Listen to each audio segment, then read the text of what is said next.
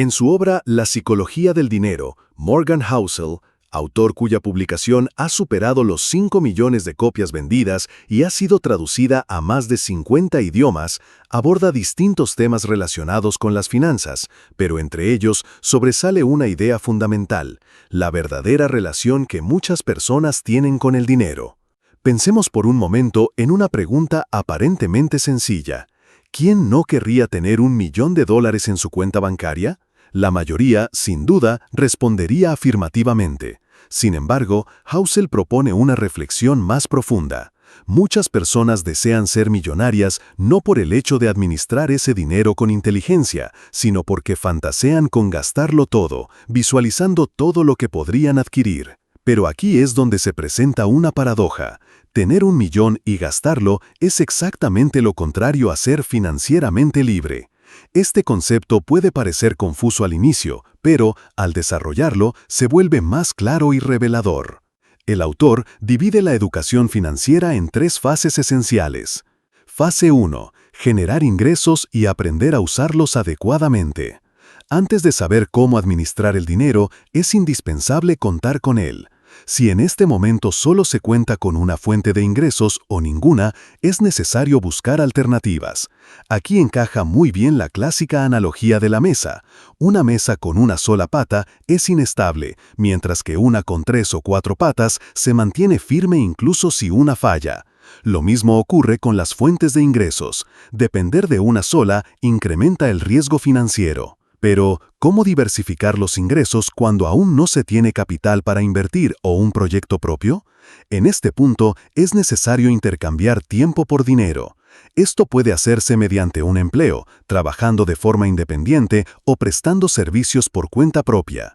A esta forma de generar dinero se le conoce como ingreso activo, pues se obtiene mediante un esfuerzo directo y continuo. Una vez se alcanza cierto nivel de estabilidad con ingresos activos, es posible empezar a generar ingresos pasivos. Estos provienen de inversiones, negocios o proyectos que, una vez desarrollados, permiten recibir dinero sin necesidad de intervenir activamente todo el tiempo. No obstante, es importante aclarar que ningún ingreso pasivo se genera de la nada, siempre requieren un trabajo previo. Por ejemplo, si actualmente trabajas 8 horas al día y recibes un salario, ese es tu ingreso activo. Pero si, además, cuentas con rendimientos provenientes de una inversión que realizaste antes, estás recibiendo un ingreso pasivo. Para llegar a este punto, necesariamente debiste haber hecho un esfuerzo anterior, como ahorrar o capacitarte para tomar decisiones de inversión. Ahora bien, comprender la diferencia entre estos dos tipos de ingresos no basta. Lo más importante es saber qué hacer con ese dinero una vez que lo recibes. Es incluso más importante aprender a usarlo bien que simplemente ganarlo. ¿Por qué? Porque el dinero representa tiempo. Tiempo que sacrificaste, horas que no dormiste o momentos que no compartiste con tus seres queridos. Cuando gastas sin pensar, estás descartando todo ese esfuerzo. Muchos caen en un patrón desgastante, trabajan duro entre semana, esperan el fin de semana con ansias y gastan gran parte de lo ganado en entretenimiento inmediato, sin pensar en el largo plazo. Incluso llegan a endeudarse mal utilizando tarjetas de crédito, acumulando obligaciones que arrastran al mes siguiente. Esta mentalidad de corto plazo impide mejorar la salud financiera. Fase 2. Aumentar la capacidad de ingresos y construir un fondo de emergencia. En este segundo nivel, el objetivo ya no es solo generar ingresos, sino maximizarlos y desarrollar una reserva de emergencia. Aquí entra en juego una transformación de mentalidad, pasar de pensar como consumidores a pensar como productores. Generalmente, cuando alguien recibe dinero, su primer impulso es gastarlo, pero tener una mentalidad de productor significa utilizar ese dinero como una herramienta para generar más riqueza. Por ejemplo, en lugar de gastar $1.000 en ropa o salidas, quien piensa como productor se preguntará cómo invertir esa cantidad para obtener un retorno, ya sea capacitándose, creando un negocio o comprando activos que generen ingresos. Esto no significa dejar de disfrutar la vida. Salir los fines de semana, darse gustos, es válido. La clave está en mantener el equilibrio y evaluar la situación personal antes de tomar decisiones financieras impulsivas. Si una persona destina siempre el 100% de sus ingresos al consumo, nunca tendrá la posibilidad de construir estabilidad financiera. Por eso, es fundamental crear una reserva de emergencia, que funciona como una red de seguridad ante cualquier eventualidad. Se recomienda tener al menos el equivalente a 6 meses de gastos mensuales ahorrados o invertidos en instrumentos seguros. Si, por ejemplo, una persona gasta $500 al mes, debería aspirar a tener $3,000 en su fondo de emergencia. Esta práctica genera tranquilidad y permite enfrentar imprevistos sin endeudarse. Fase 3. Invertir pensando en el retiro.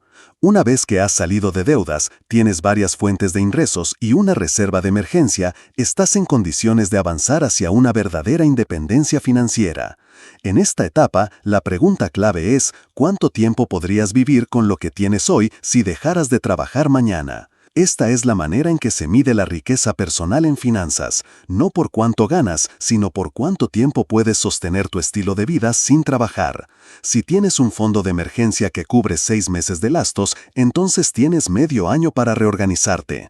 Pero si has logrado construir inversiones que generan rendimientos mensuales y esos rendimientos cubren todos tus gastos, has alcanzado la libertad financiera. Este es el verdadero sentido de tener dinero para administrarlo, no simplemente para gastarlo. A diferencia del ahorro, invertir implica poner a trabajar el dinero. A través de los intereses compuestos, las ganancias se acumulan con el tiempo, generando rendimientos sobre rendimientos. Si no se gastan estos retornos, se crea un efecto de bola de nieve que crece con el paso de los años. El objetivo no es aparentar riqueza comprando objetos costosos, sino formarse, tener ingresos sólidos y destinar parte de esos ingresos a inversiones inteligentes. Esto puede incluir acciones, fondos inmobiliarios o otros instrumentos financieros. Lo importante es aprender y comenzar cuanto antes. Reflexión final. Aprender a invertir no es un camino reservado para expertos. Aunque al principio puede parecer abrumador, lo esencial es dar el primer paso. No se trata simplemente de ganar más dinero, sino de cambiar la relación que tenemos con él, aprender a manejarlo, invertirlo con conciencia y construir un futuro estable. Si te ha gustado el video, no olvides suscribirte y dejarnos un like.